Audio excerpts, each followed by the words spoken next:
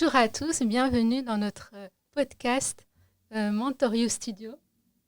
Donc notre thématique d'aujourd'hui, c'est sur la recherche d'emploi. On a avec nous Oumou et Maciek. Ils vont nous parler un peu de leur expérience, leur témoignage, quelle est leur situation actuelle en tant que chercheur d'emploi. Donc ma première question, ça serait d'abord, comment êtes-vous tombé sur Mentor You? Je m'adresse à toi, Oumou. Comment je suis tombée sur Mentor You? Bon, déjà suite à une frustration, parce que j'étais suivie par une structure et que j'estimais que j'avais des attentes qui étaient en suspens.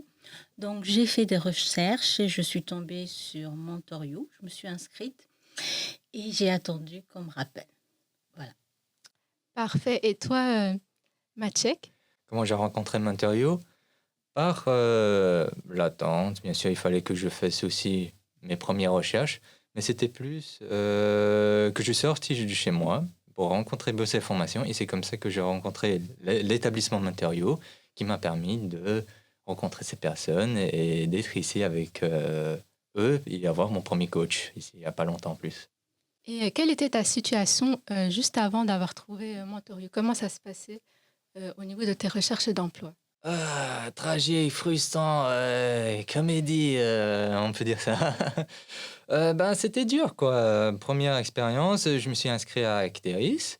Non, je croyais que c'était normal. Voilà, je rentre dans le site. Il y a mon premier offre d'emploi pour faire mes premières expériences.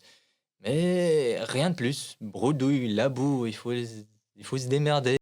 Et pour toi, Oumou, quel genre d'encadrement tu aimerais avoir ou que tu sens que tu as besoin pour ta recherche d'emploi? Donc, par rapport à ma recherche d'emploi, un engrenage, parce qu'au début, on est hyper motivé. On prend contact avec un conseiller, une conseillère dans mon cas, qui nous suit une fois par mois. Et en même temps, ma situation, elle est assez délicate parce que en plus de la recherche d'emploi, en fait, je vais penser à une réorientation professionnelle. Et à côté de ça, j'avais des limitations qui me faisaient plutôt être suivie ou avoir une reconnaissance dans une structure d'handicap. Donc, avec mon conseiller, c'était plutôt focalisé sur la recherche d'emploi. Et j'ai pris sur moi d'aller voir ce qu'il y avait par rapport aux structures liées aux limitations des personnes, parce que dans mon ancienne expérience, j'avais des difficultés suite à mon état de santé, et donc il fallait que je trouve, je vais dire, le bon poste. Quand je regardais dans les offres d'emploi, il y avait certains postes qui me convenaient, mais qui ne convenaient pas à ma situation actuelle. Donc ça a été un petit peu un périple parce qu'il y a énormément d'offres, énormément d'ASBL, mais on ne sait pas trop où aller et qui peut aussi nous suivre dans ce domaine-là. Donc, je pense que j'avais besoin de ces deux aspects. Et en plus de ça, tu recherches des emplois, mais tu recherches des emplois en te disant, mais il y a quand même un frein. Il a fallu que je passe par une question d'équivalence.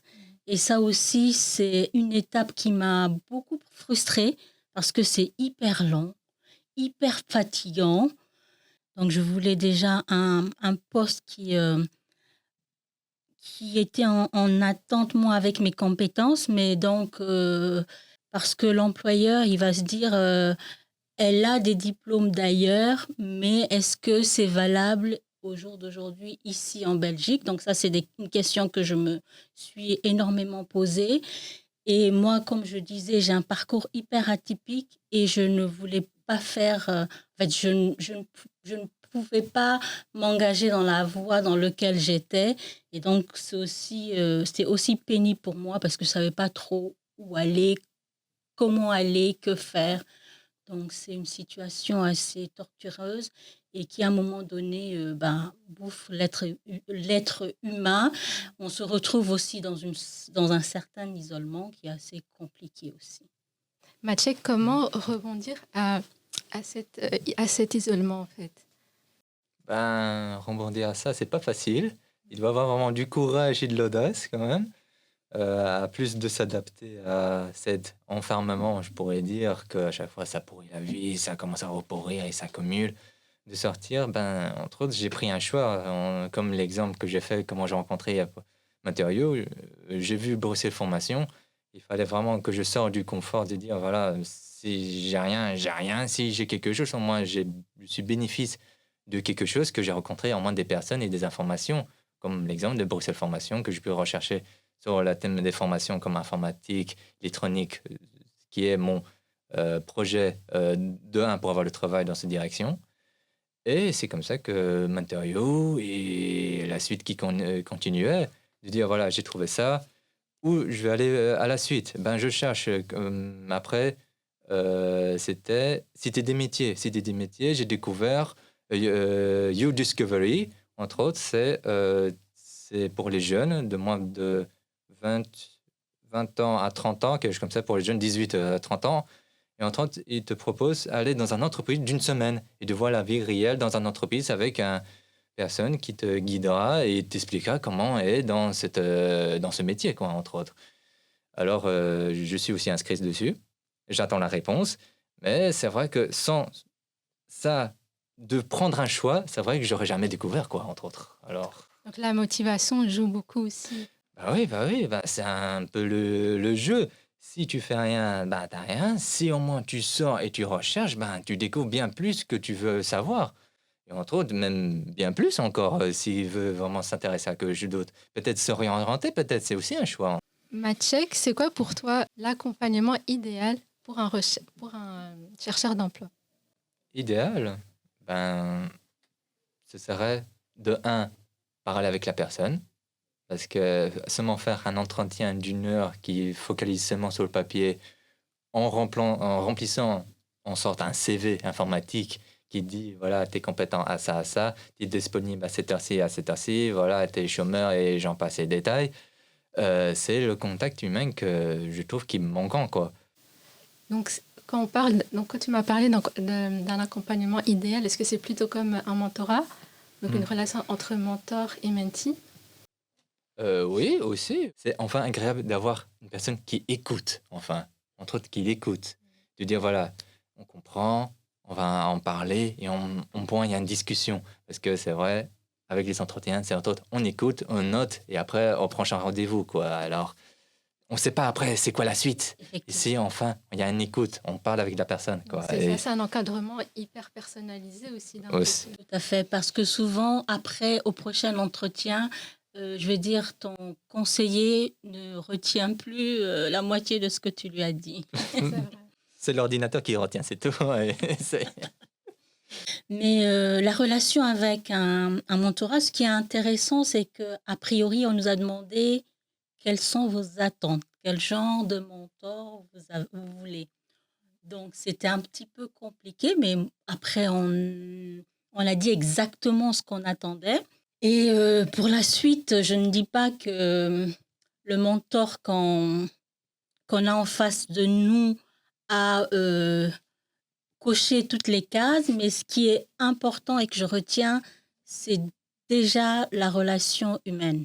Pour moi, je sais que pour une autre personne, c'est peut-être pas important parce que on l'a déjà dit dans notre parcours de chercheur d'emploi. À un moment donné, on vient hyper motivé et par la suite, chacun face à sa situation. Pour quelqu'un qui est isolé et qui travaille chez soi, à un moment donné, tu te dis encore, j'avance pas, qu'est-ce qui se passe? Et le fait d'avoir quelqu'un avec qui tu discutes, tu échanges sur certains aspects que toi, tu ne connais pas forcément ou qui te fait voir des choses dans lesquelles tu es passé ou avoir une autre perspective. Je trouve que c'est important, ça tient compte de l'humain et ça te progresse à faire avancer. Il y a aussi non seulement un guide, l'aspect développement personnel, il y a beaucoup des aspects qui sont pris en compte et je trouve que c'est important, voilà, parce qu'on est tous différents. Ben, merci à vous pour vos témoignages, vos expériences et à une prochaine. À la prochaine. À la prochaine.